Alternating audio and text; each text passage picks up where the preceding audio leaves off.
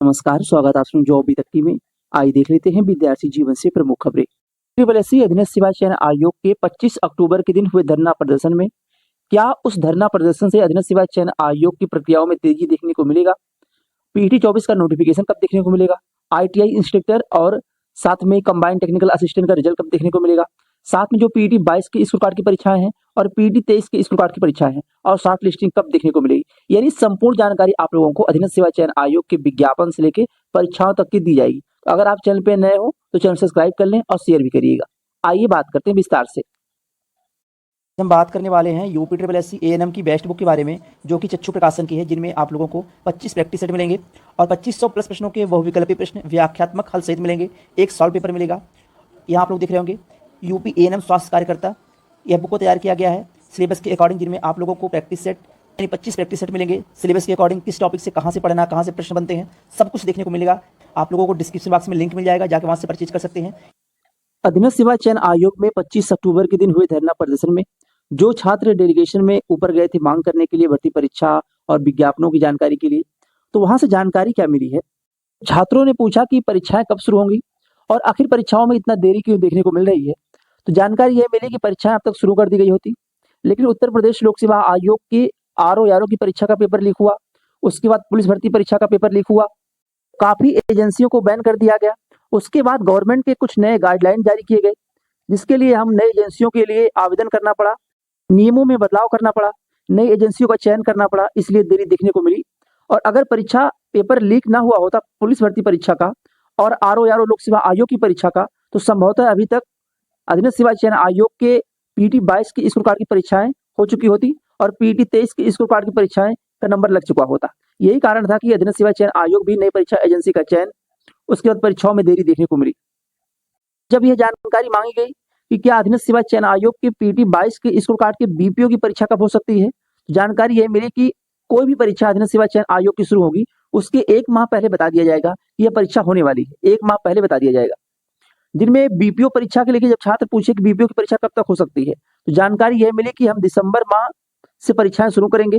पहले छोटे छोटे विज्ञापन की परीक्षाएं होंगी, क्योंकि एजेंसी नई है। अब नई एजेंसी किस तरह से काम करती है, अभी हम शुरू से बड़े बड़े भर्ती विज्ञापनों में जिसमें ज्यादा आवेदन हुए हैं उस विज्ञापनों की परीक्षा नहीं करा सकते, लेकिन ये है कि बीपीओ की परीक्षा दिसंबर लास्ट और जनवरी माह तक हर हाल में करा लेंगे। ये जानकारी अधीनस्थ सेवा चयन आयोग से मिली। तो जूनियर असिस्टेंट 1262 पदों के टाइपिंग की बात की जाए तो उसकी भी जानकारी मांगी गई, पर जो टाइपिंग कब तक हो सकती है, क्योंकि परीक्षा हुए और रिजल्ट आए हुए काफी दिन हो गया। तो आयोग से जो जानकारी मिली कि नवंबर माह में हम टाइपिंग की डेट जारी कर देंगे, तो संभवतः नवंबर के लास्ट और दिसंबर माह में आपकी टाइपिंग करा ली जाएगी। आप लोग ये मान के चलिए कि अधीनस्थ सेवा चयन आयोग दीपावली के बाद कुछ महत्वपूर्ण नोटिस जारी करेगा, जिनमें भर्ती परीक्षाओं को लेकर भी रहेंगी, जो आप लोगों को आज नहीं धरना प्रदर्शन के पहले ही बताया गया था इस चैनल के माध्यम से कि अधीनस्थ सेवा चयन आयोग की परीक्षाएं दिसंबर माह से शुरू होंगी और जिसकी नोटिस यानी परीक्षा की तिथि आप लोगों को नवंबर माह में देखने को मिल जाएगा। और नवंबर माह में ही आप लोगों को 1262 पदों पे जूनियर असिस्टेंट की टाइपिंग की तिथि भी देखने को मिल जाएगी। तो ये बातें हो गई। अब जो अधीनस्थ सेवा चयन आयोग से आने वाले विज्ञापन है, विज्ञापन में जेई इलेक्ट्रिकल मैकेनिकल का विज्ञापन हो गया और लेखपाल का विज्ञापन हो गया, जूनियर असिस्टेंट का एक नया विज्ञापन हो गया और स्टेनोग्राफर का एक नया विज्ञापन हो गया। ये 4 विज्ञापन है जो अधीनस्थ सेवा चयन आयोग के पीटी 23 के स्कोर कार्ड से जारी होने वाले हैं, जिनमें पहली प्राथमिकता रहेगी लेखपाल भर्ती विज्ञापन की। उसके बाद जेई इलेक्ट्रिकल मैकेनिकल विज्ञापन की प्राथमिकता है, जो दीपावली के बाद कभी भी देखने को मिल सकते हैं, और एक जूनियर असिस्टेंट और एक आप लोगों को स्टेनोग्राफर भर्ती विज्ञापन। यह विज्ञापन 4 है। और लोअर पीसीस के लिए जब छात्र बात किए कि लोअर पीसीस का विज्ञापन कब देखने को मिलेगा, तो लोअर पीसीस के विज्ञापन में जानकारी यह मिली कि दिसंबर माह में, इसके पहले भी जब छात्र गए थे तब भी आयोग की तरफ से जानकारी मिली थी सचिव जी द्वारा कि हम दिसंबर माह में विज्ञापन जारी कर देंगे। जो टोटल पदों की संख्या का अध्ययन मिला हुआ है अभी तक की अगर देखा जाए तो 1000 से लेकर 1200 के आसपास पदों की संख्या है। यह मान के चलिए कि विज्ञापन आते आते 1500 के आसपास पदों की संख्या हो जाएगी। अब सब कुछ डिपेंड करता है कि क्या अधीनस्थ सेवा चयन आयोग जिस तरह से पहले जब टेक्निकल के छात्र जाया करते थे आयोग चक्कर लगाने, तो आयोग से जो जानकारी मिलती थी कि पीटी 22 के स्कोर कार्ड से जे सिविल का विज्ञापन जारी होगा, लेकिन विज्ञापन पीटी 23 के स्कोर कार्ड से जारी किया गया। अब रही बात, क्या अधीनस्थ सेवा चयन आयोग अपने बातों से नहीं टलता है और लोअर पीसीस का विज्ञापन पीटी 23 से जारी करता है, या विज्ञापन आगे जा सकता है? इसको लेके अभी स्पष्ट तौर पर कोई जानकारी नहीं है, लेकिन जो आयोग से जानकारी मिली है कि दिसंबर माह में अधीनस्थ सेवा चयन आयोग लोअर पीसीस का विज्ञापन जारी करेगा। आप लोगों का दबाव ऐसे बना रहा तो लोअर पीसीस का विज्ञापन देखने को मिल सकता है। दिसंबर माह में, और अभी छात्र फिर दोबारा जाने वाले हैं नवंबर माह में लोअर पीसी भर्ती विज्ञापन की मांग करने के लिए। वहीं बीपीओ, जूनियर असिस्टेंट, स्टेनोग्राफर और कुछ ऐसे विज्ञापन जिनकी परीक्षाएं अभी नहीं हुई हैं, इन सभी की परीक्षाएं दिसंबर माह से शुरू हो जाएंगी, ये आपको जानकारी दे दी गई है। और जो अधीनस्थ सेवा चयन आयोग के पीटी 23 के स्कूल कार्ड के 11 विज्ञापन है, लास्ट विज्ञापन एएनएम का रहा है 11वां विज्ञापन, जेई सिविल भर्ती विज्ञापन हो गया, एजीटीए हो गया, आयुर्वेद फार्मासिस्ट हो गया, यानी पीटी 23 से टोटल 11 विज्ञापन जारी हुए हैं। इन विज्ञापनों की शॉर्ट लिस्टिंग आप लोगों को नवंबर माह से देखने को मिल जाएगी। और आप लोग यह मान की तैयारी करिए कि देखिए, ये माना कि उत्तर प्रदेश में 2025 में जनवरी फरवरी माह में महाकुंभ की वजह से पेपर नहीं हो सकते, लेकिन अधीनस्थ सेवा चयन आयोग ज्यादातर पेपर जिसमें आवेदन कम हुए रहते हैं, 20 से 25,000 आवेदन हुए रहते हैं, 30,000 आवेदन हुए रहते हैं, उनकी परीक्षाएं आयोग करा लेता है लखनऊ में ही।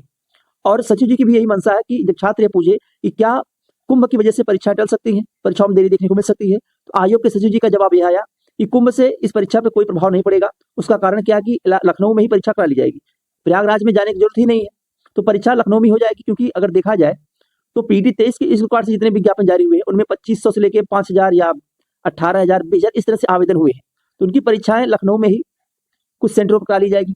तो प्रयागराज में परीक्षा होनी नहीं है, तो ये मान के चलिए कि आपकी भी परीक्षाएं जो पीटी 23 की स्कूल कार्ड के विज्ञापन है, इनकी परीक्षाओं का नंबर लग जाएगा आप लोगों का फरवरी मार्च माह से आपकी परीक्षाओं का नंबर लग जाएगा और फिर लगातार आपकी परीक्षाएं देखने को मिलेंगी, जो अभी तक आयोग की मंशा है।